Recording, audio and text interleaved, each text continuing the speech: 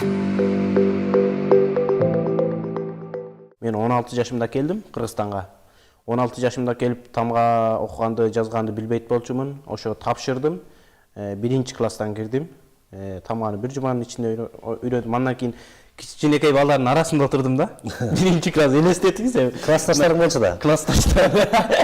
Тамашалап калчумун. Мен биринчи класстан 9 класска чейин бүт баары менин классташым болуп чыкты. Себеби биринчи класс менен да классташ болдум. Которуп бир жылда 3 классты бүттүм да. 3 классты бүтүп 3 жылда 9 жылдык программаны бүтүп 9-дун күбөлүгүн алдым да. Ошо 3 жылдын ичинде бир жетиштим да. Машалла. Кудайга Бирок мага ошо программаны түзүп берди да. Класстан класска которуу деген программа бизге түзүп берди, мүмкүнчүлүк берди. Өзүм жаш деңгээлиме каратачы. Болбосо эми жашым 8де болсо мен биринчи класста эле окуй берет элем. Ооба. Туура. Памбирдеги кыргыз бир туугандарыбыздын Кыргызстанга келүүгө канча пайыз ниеттери бар деп ойлойсуз? Элдери негизи болжол менен канча эл бар аякта? Анан канчасы келүүгө ниети бар, тилеги бар биздин мекенге, өзүнүн мекенине? Памирдеги кыргыздардын кыялдары көбүнүк эле Кыргызстанга келүү максаттары бар. 50%-тан ашат. 50%дан 60%, бир 20% эле бир келбесем деп кээ бир малдарынан неме кылып, малдары көптөр, байлар.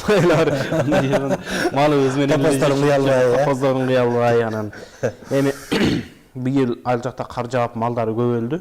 Анан ушул жашоо деле ошол экен, малыбыз деле каза болуп атат деп көбү Кыргызстанга кыял кылды да. Мен деле бир кезде Кыргызстанды кыялданчумун. Кыргызстанга барсам, Кыргызстан кандай мекени экен, ошол жерде жашасам деп. Себептен кээде биз Афганистанга калчу да, силер бир эли жок, ушундай мамлекетсиңер дегенде биз жок андай ойлобо. Биз сен жардам кылбасаң, сен неме кылбасаң биз кетип калабыз. Биздин өзүбүздүн мекенибиз бар, өзүбүздүн мамлекетибиз бар. Кыргызстан деген өзүнчө бир мамлекетибиз турат. Кыргыз туубуз, кыргыз керпибиз, өзүнчө гимнибиз, мындай өзүнчө бир салтыбыз, өзүнчө наркыбыз турат. Бизди эч ким таса албайт. Биз өзүбүздүн мекенди көрүп, мекени жоктор деле жүрбөйбүз. Биз Кудайга шүгүр, биз неме кылбасаң биз кетип деле калабыз деп айтчубуз да. Эми көбү кыялданат Кыргызстанга келгеничи, себеби Кыргызстанда биз деле айтып атабыз да, бир жакка келгиле, бул жакта мындай жетишкендиктерге жеттим, мына менин тияктан эч нерсени билбей келдим эле, бул жактан көптөгөн нерселерди үйрөндүм. Мен азырынча Арапаев коллежинде педагогикалык факультетинде окуйм. Жана буюрса журналистика факультетинде кошумча окусам деген ниетим бар. Себеби журналистикага да кызыгам. Кийин журналистика тармагынан, педагогика тармагынан элге, жерге, памирлик туугандарыма кызмат кылам деген жакшы максаттарым бар. Кудайым буйрса кыялдарыма жетем деген ниеттемин. Бул үчүн азыр аракет кылып эмгектенип жатам. Буйрса ушул кесипти азырынча окуп атам, жана журналистикада практика кылам азыр. Жакшы, эми бияктагы жашоо өтөлү Кыргызстандагы. Кыргызстандагы жашоо аябай таң калтырдыбы?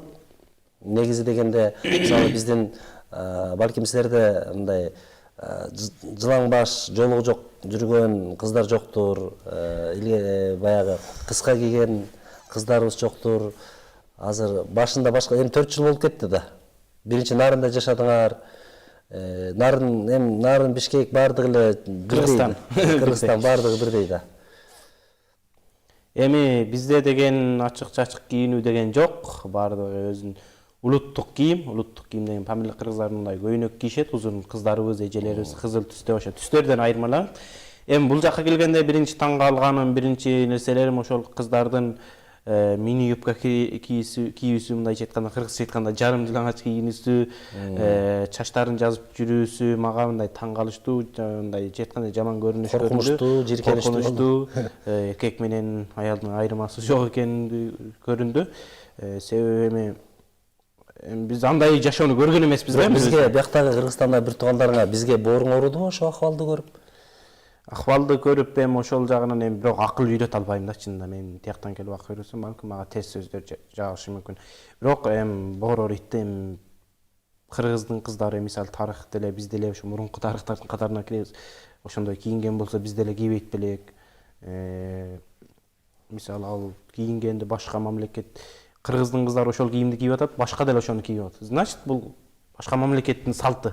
Ооба. Башка мисалы мусулман кыздары, мисалы мусулман эркектери андай нерселерди кылган эмес, андай чөйрөгө барган эмес. Кыргыз тарыхыбызда карасак, кыздар андай ачык-чачык кийинген эмес.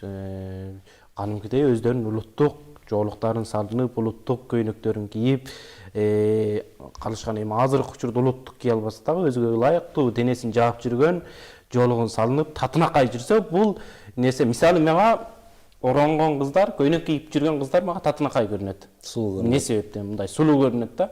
Кээ бир мындай ачык жүргөн кыздарды көрөм, сулуу көрүнөт, бирок ошолор жоолук салынса мындан да сулуу көрүнөбү деп ойлойм да.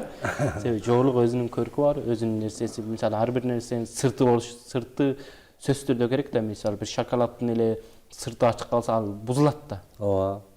Адамдын денеси кымбат да мисалы. Адамдын баркы, наркы Кудай Таалам баалуу кылып койгон. Анан өзүбүз мындай баркыбызды, наркыбызды билбейбиз да. Эми кыздарыбыз, эркектерибиз деле ошол нерсеге барып атпайбыз. Биринчи эркектер күчтүү болсо, аялдар күчтүү болот деген сөз да. Эркектерибиз жөндөн жөн эле ошол нерселерге баш коюп, макул болуп атсак, анан кыздардын барар, эми кыздардын акылы кыска дегендей. Чачысынын акылы кыска. Чачысынын акылдары кыска болот. Эркектер биринчи акыл болуш керек да. Кыздар эми ата-энесинин сөзүн угуш керек. Ата-энелер жакшы тарбия берет. Эми ата-эне эч качан баласына, кызына жамандык каалабайт да. Кыздар мындай өздөрүнүн нерсесин баркын билиш керек да. Баркы кетип калат, ал эртең бир адамдын жубайы, бир адамдын аялы да. Ал жүз ракам аял менен, эркектер менен жүрүү дагы бул туура эмес. Ал өзүнүн баалуулугун, өзүнүн нерсесин билиш керек. Азыр интернет тармактарына, TikTokко, тигиндей нерселерге бузулуп кетпеш керек да. Бир аз болсо да кеңешим эле.